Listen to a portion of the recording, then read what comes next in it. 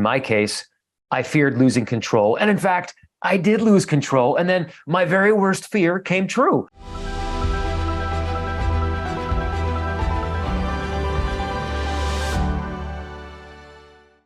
If you were to share, and then, of course, in the book, No Time to Panic, you go into quite a bit of detail about your quote unquote journey and the many different kinds of healing interventions you experimented with and how effective some of them were. But when it comes specifically to the retirement of the drill sergeant, how did that happen? And what recommendations do you have for people who have that kind of perfectionist critic that's inside their head working on them?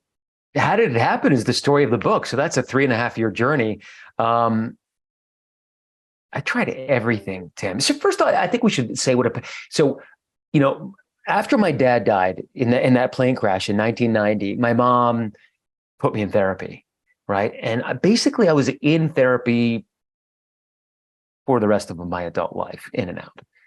And so you would think that someone like me who goes to, super privileged, goes to one of the best colleges in the country, is certainly intelligent enough, certainly aware enough in a lot of therapy with lots of different kinds of therapists, would know a panic attack when it hit them. But I didn't. The first one for me was in college, my senior year, defending my college thesis.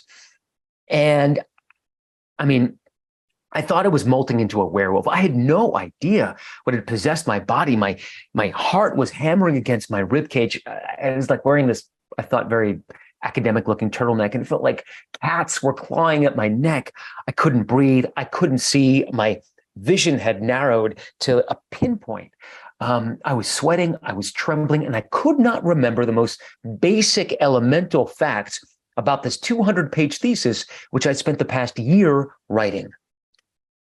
And I didn't know that I suffered from panic attacks for another 15 years, maybe 14. What did you think happened? What did you think had happened? I thought I got nervous. I thought that was part of nerves, maybe anxiety. But nobody talked about panic. And panic can be as unique as a fingerprint, right? Your colleague Jen described her panics. They're slightly different than mine. They had a little, and I'll let her explain later, but some people feel derealization. They feel the walls closing in. I feel a fear of losing control. Some people fear impending death. And it is such a visceral fear and sense of impending death that the symptoms of a panic attack are almost identical to the symptoms of a heart attack, which make it extremely hard even for the most practiced ear, like 911 dispatchers, to be able to tell the difference. So just even knowing what a panic attack is in our society is a little bit difficult. And once you've had one and now you know the symptoms, it's pretty easy to self-diagnose.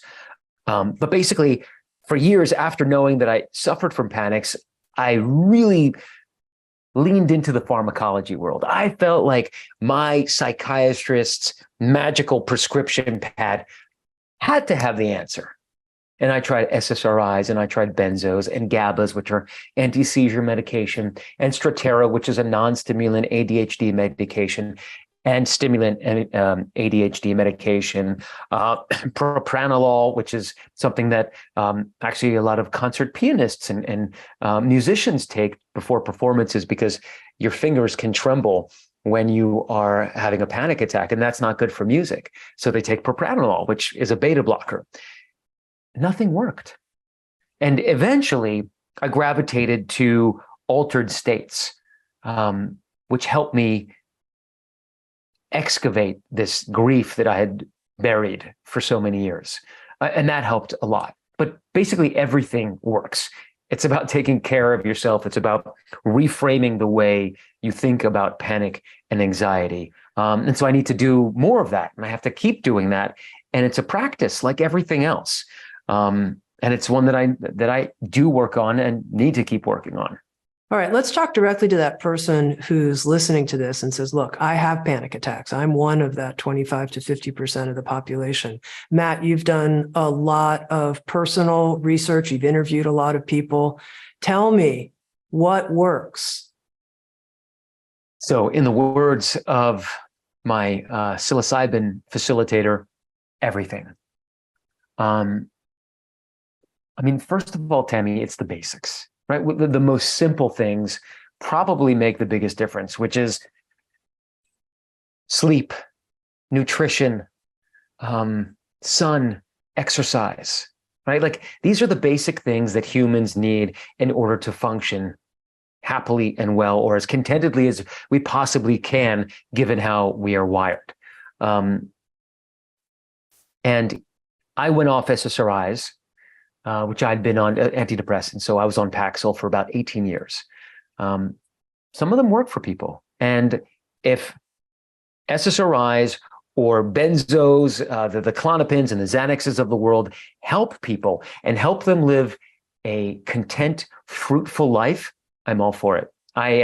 Do not pass judgment. It didn't work for me. Neither did propranolol. So what helped a lot was achieving these altered states. I was able to process and think about panic in a different way. Also sharing, talking to people like you, to talking to my wife, eventually pretty much everybody I meet about panic was very helpful because it removes the shame and the stigma. And when you don't have anything to hide, it relieves you of a pretty major burden. So I would say that was some of the best medicine for me. Having community around me.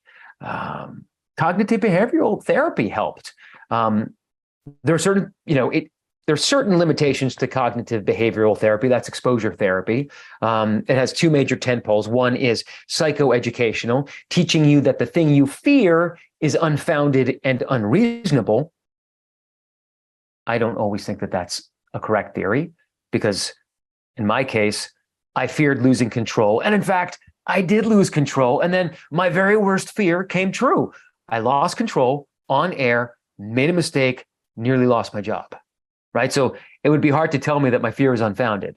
People who have a fear of flying in airplanes. Yes, statistically, you are not likely to die flying in an airplane. But cognitively, when you think about it, okay, so you're flying in an aluminum tube 5 to 7 miles in the air with 200 other germ-spewing humans at the same time. That's terrifying. Driving in a car. There are lots of people who have fear of driving in a car. And the people in our panic attack support group, they drive with cold compresses, with drinks, riding shotgun beside them because they need that. The way I am most likely to die, not from disease, is from a car accident. It is the leading cause of death for people 18 to 54 in the United States. So the cognitive behavioral therapy psychoeducation part is a little bit weak. The other part is exposure therapy, which works for so many people. But I will tell you this is a long-winded answer. I will tell you what worked for me in cognitive behavioral therapy, and that is shedding my avoidance behavior and my safety measures, my safety behavior. I used to smoke cigarettes before live shots for some reason because I thought it was so bad for me that it would make me impervious to panic. I had several pairs of Lucky underwear in the rotation because I thought it saved me. I would do stretching. I would show up very late to a live shot. I chatted with people. I'd do push-ups. I would do all these things. I would basically hyperventilate before because I was so afraid of going hypoxic on air because I couldn't breathe that I'd pre-breathe. I'd be like, so pack it in the air, which only sent the message to my brain that it's about to be threatened. So all of those things only increased the chances of a panic attack. And so I learned from cognitive behavioral therapy not to do them. So that was helpful. All these things can help. There isn't one solution, and I have not found the magic bullet. And had I found the magic bullet, it would have been in the book, and it would probably sold even more. But I think that the way to help people is to tell them, I don't actually have the answer. I have lots of answers. Everybody can get help. And really anything you do to try to help yourself is ultimately beneficial to you. Okay, let me see if I can tease out a couple of things here. You said exposure therapy as part of cognitive behavioral therapy. What is that? It depends for what kind of panic disorder you have or what your specific fear is. But exposure is essentially exposing someone to the very thing they fear. So a therapist would take, let's say, someone who's afraid of flying. So they confine them in a room and they'll have them exposed to that. Then they'll take them in a bus, maybe a train, Eventually, they will graduate to an airplane and they will show them that no harm will come to them while they are flying. And it's building up to that thing that you are most terrified of. Same thing with cars or people with fear public speaking. So how did this work in your case? What kind of exposure therapy did you go through? Basically that, but it was not massively beneficial because I did public speaking for a living. So it was more talk therapy with this clinician about dumping the safety behaviors, thinking about the psychoeducational approach that, even when I did have panic attacks, and I've had hundreds of them on air, 99.9% of the time, I was fine. And nobody noticed that I was dying inside. We'll say 90% of the time, 95, right? There was some tiny hiccup sometimes, but most of the time he was telling me like, nobody notices. I can't even see it, Matt. It's in your head. Even if you have a panic attack, it's okay because you always make it work. Your brain kicks into gear. You eventually remember what you're going to say. And it's so much of your failure in presentation is just in your head. So that was helpful to me.